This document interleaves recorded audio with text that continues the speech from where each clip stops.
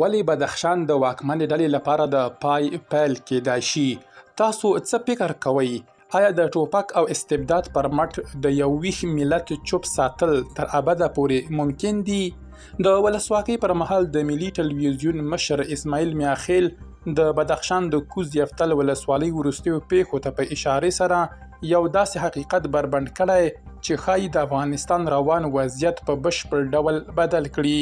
ښاغلي میاخیل ډیره کړې چې استبداد شاید خلک د لنډ وخت لپاره خاموش کړي، خو د ازادۍ او عزت هیله د چا نشي وژلی، او کله چې له ژوندي ملت څخه د حق غوښتلو غږ واخیستل شي نو وسلوال مقاومت او ولسي پاڅون یو طبیعي امر ګرځي. پوره جزئیات ویډیو کې وګورئ. پاتمنو لیدونکو ستړي مشئ.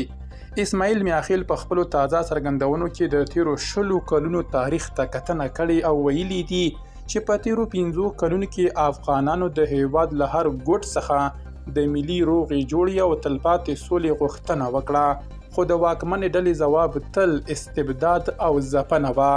د نوموړي په وینا تر دې وړاندې ولسمشرانو حامد کرزي او اشرف غني په هر ډول مراسمو کې له دغې ډلې د سولې غوښتنه کوله، خو هغوی د خبرو پر ځای د افغانانو غږ په ښوونځیو، جوماتونو او بازارونو کې په ځاندربو بریدونو او د زرګونو بېګناه کسانو پر وژلو ځواب کړ.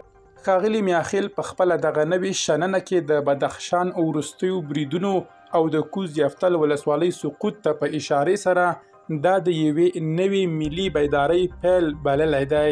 هغه ټینګار کړی چې د افراطیت د فکر پر وړاندې دا درېدنه باید یوازې په بدخشان پورې محدوده پاتې نشي، بلکې دا څپه باید له بدخشانه تر کندهاره، له هراته تر ننګرهاره او له کابله تر هلمند او بلخه پورې وغځېږي، ځکه د هغه په باور دا د قومونو یا سیمو جګړه نه ده، بلکې دا د افراطیت او د یو داسې مظلوم ملت ترمنځ مبارزه ده چې د ازادۍ او عدالت مستحق دي.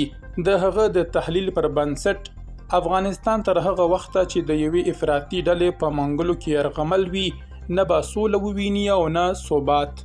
نوموړي په پای کې پر ټولو افغانانو غږ کړی چې وخت را رسېدلی څو د یو ګډ ملي لید او ملي یووالي تر چتر لاندې سره یو موټی شي، د افراطیت د واکمنۍ د پای ته رسولو لپاره خپل غږ پورته کړي او خپل هیواد له دغه بحران څخه وژغوري. درنو لیدونکو له ملتیا مو مننه.